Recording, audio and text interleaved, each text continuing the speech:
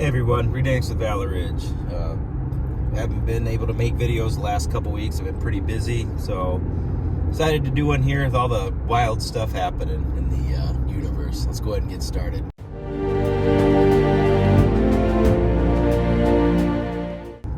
Well, as you can see, we're in an odd situation again.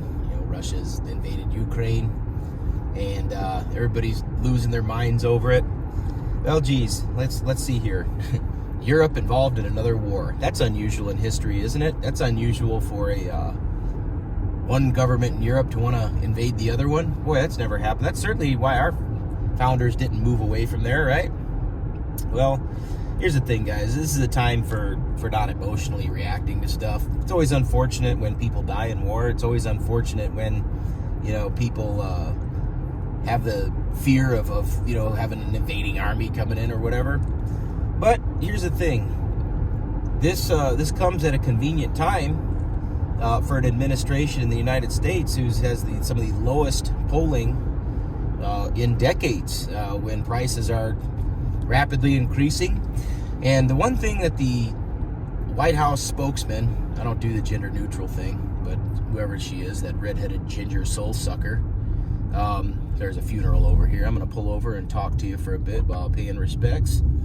The thing is, guys, is that this spokesman, that Jen Psaki, the redheaded soul sucker ginger, said that standing up for our values comes at a cost, with the insinuation that the United States should bear yet another burden overseas for the people of the Ukraine and stopping Russia and all this. Standing up for our values comes at a cost. So she's pretty good at spinning bullcrap. She's pretty good at lying through her teeth. She's pretty good at putting out propaganda every single day. So I've got a couple of questions for the ginger in chief.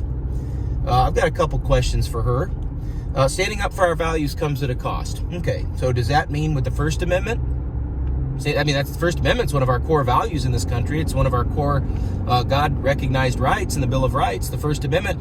If we stand up for our values for free speech, freedom of religion, the freedom to assemble, freedom of the press, freedom to petition our government, those are all values, right? That comes at a cost, doesn't it?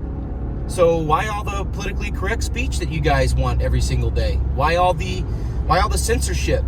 Why all the closing down of churches for 2 years? Why all the restrictions on people being able to say things without committing a crime in the state of California, right, boys and girls? How about the Second Amendment? Standing up for our values comes at a cost. Our Second Amendment, right? Our Second Amendment, does that come with a cost? Well, if it comes with a cost, then it shouldn't matter. That we should be able to exercise it according to her logic. Standing up for our values comes at a cost. All right. So for the last 2+ years, people's businesses have been closed down. People have been unable to make a living in many places. People have been able to even not see dying family members. But standing up for our values, standing up for democracy, she keeps saying. It's odd how standing up for democracy always means diminished rights for other people. But that's exactly what a democracy is. A democracy means diminished rights. It's double D, baby. Double D. Diminished rights in a democracy. So we're a constitutional republic. I wish people would stop saying democracy. Democracy is bad. Democracy is an evil thing throughout history. Our founders recognized this very clearly. So here's my thing. Standing up for our values comes at a cost. Well, that's true. And I find it very ironic that standing up for our rights does come at a cost. Standing up for our values does come at a cost. Sometimes that cost can mean people will criticize you. Sometimes that means people will try to hurt you. Sometimes that means that people will say things that are unpopular. I learned this in 2nd grade in elementary school. What is right is not always popular, and what is popular is not always right. For you young people out there, take that one to the bank. That's where I'm going right now. And I can tell you that the thing is, it's unpopular right now to stand up for freedom. It's unpopular right now to stand up for natural rights. All because we don't care about people. We don't believe in safety. We want old people to die. We want people killing each other in the streets. That's not true. I believe in natural rights. I believe in freedom of speech. I believe in freedom of religion.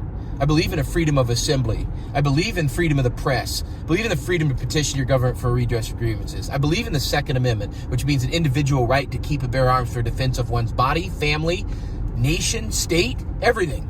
But what is very, very, very unpopular right now is the United States federal government.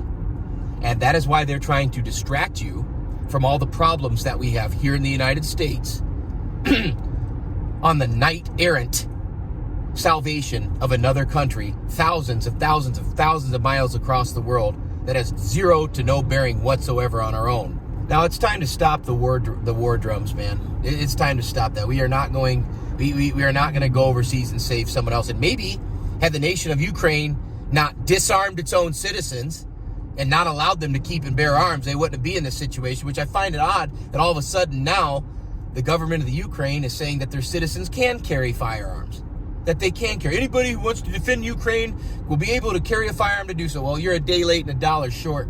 Maybe had you respected your people's rights to keep and bear arms, you wouldn't be in this predicament. Yeah, good luck with your last minute ditch effort to rapidly give people guns without any training whatsoever.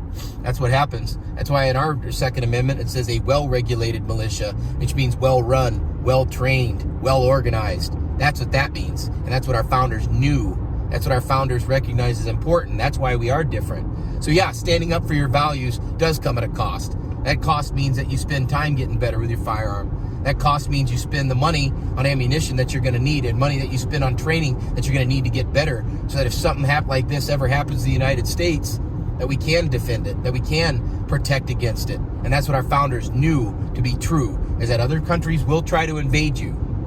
So yeah, standing up for our values does come at a cost, Jen. Maybe if you read a history book that didn't begin with Karl and end with Marx, that you'd know a thing or two about it.